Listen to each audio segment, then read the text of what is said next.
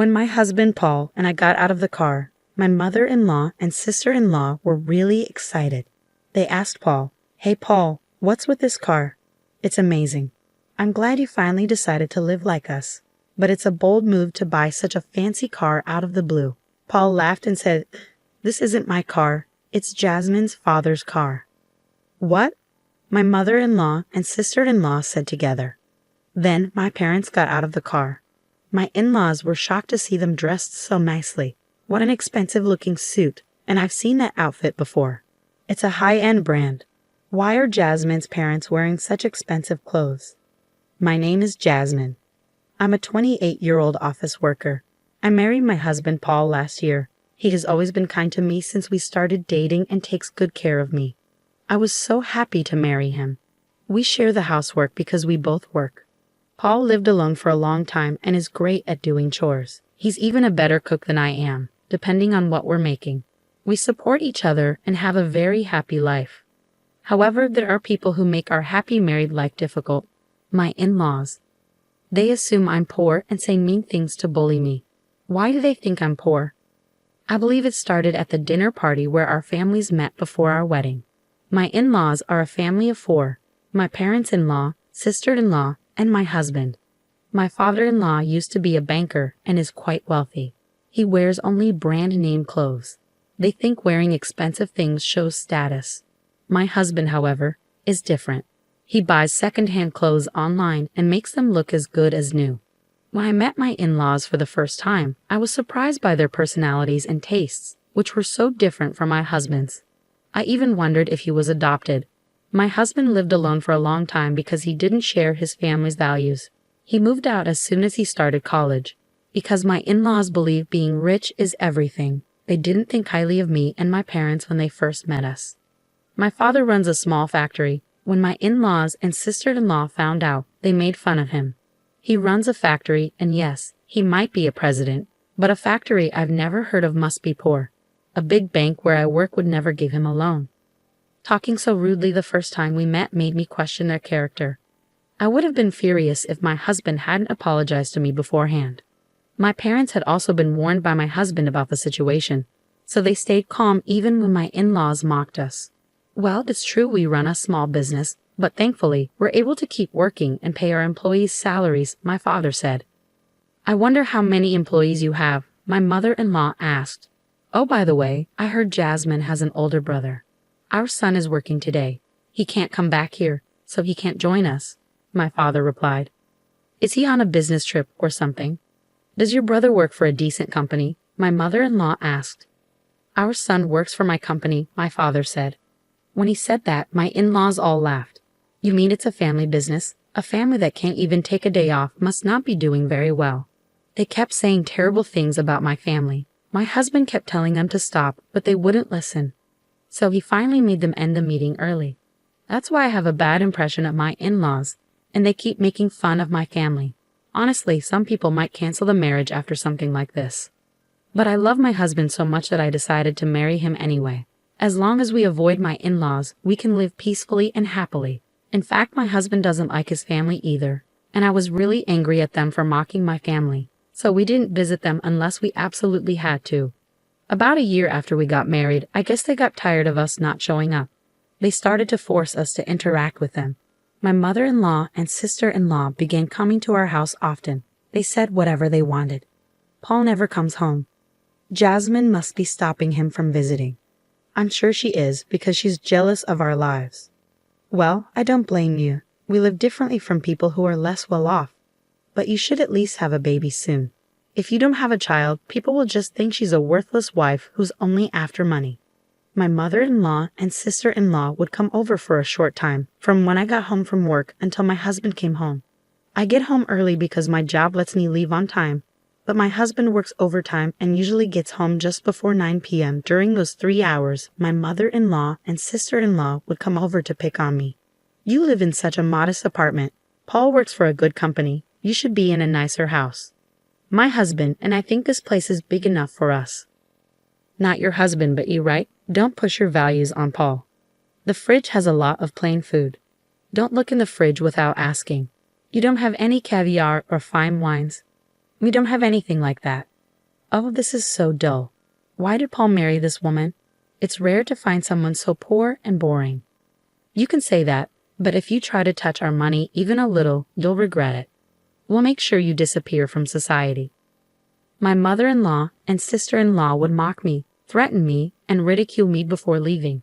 I talked to my husband about it, and he would scold them, but they kept coming over without any remorse. They would even show up at my apartment when I came home. I felt depressed every time I had to go home. How could they not get tired of bothering me? Despite everything, my mother-in-law and sister-in-law kept trying to belittle me. I had a mental breakdown. I started spending time at a cafe until my husband finished work, and then I would go home with him.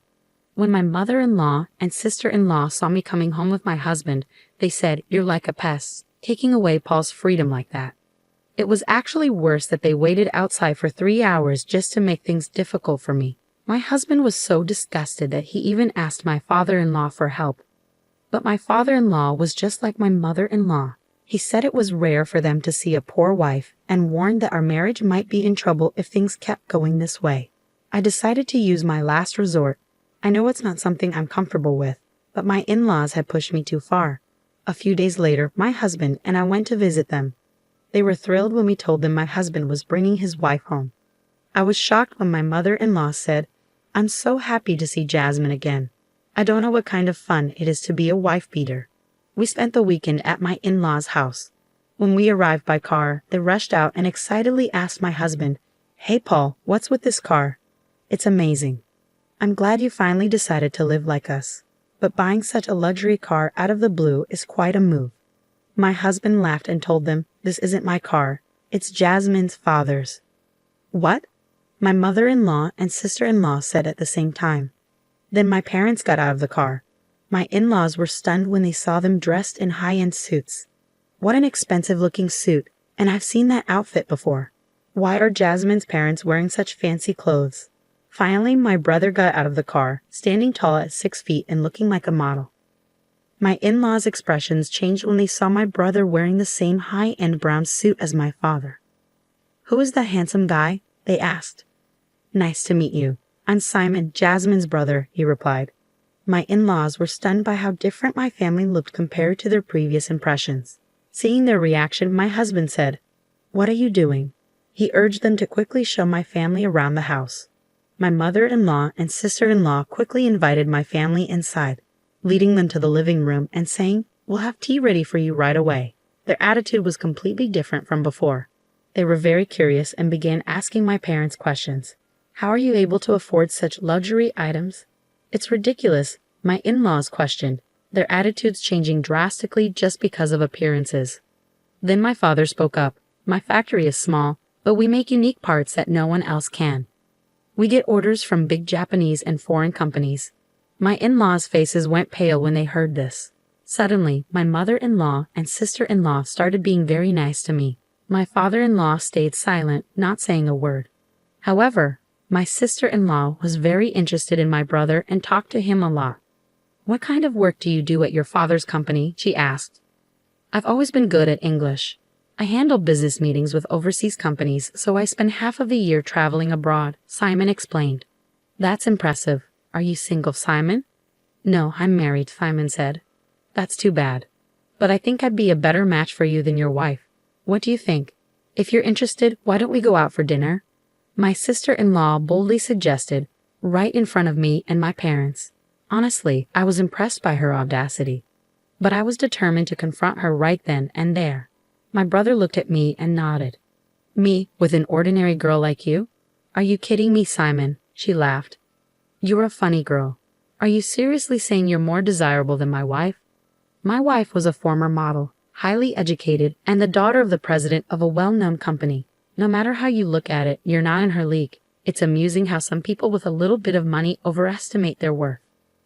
"I haven't said anything bad about you, so you should understand your place and stick to it." Simon's words struck a chord, leaving my sister-in-law stunned and speechless. She was so shocked she could barely react. Finally, my father turned to my in-laws. "I don't care how wealthy the other family is. Money is important, but you can't measure a person's worth by money alone. Let's focus on being decent people and not obsess over wealth." I'm sorry if we were a bit harsh today, he said, bowing in apology. My in-laws were completely shocked and quickly bowed to my father. Since then, they haven't tried to bully me again. In fact, they regularly contact me to flatter me, which I find a bit annoying. By the way, neither my parents nor my brother are the type to wear expensive brands or flaunt their wealth. They only went along with my plan this time. My father prefers to wear an old, inexpensive suit and isn't interested in luxury items.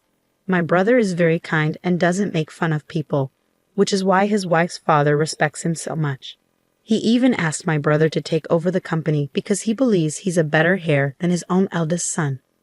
I'm sorry for putting my family through something they weren't used to. Everyone was extremely tired on the way home. But now I've been able to return to a peaceful married life with my husband.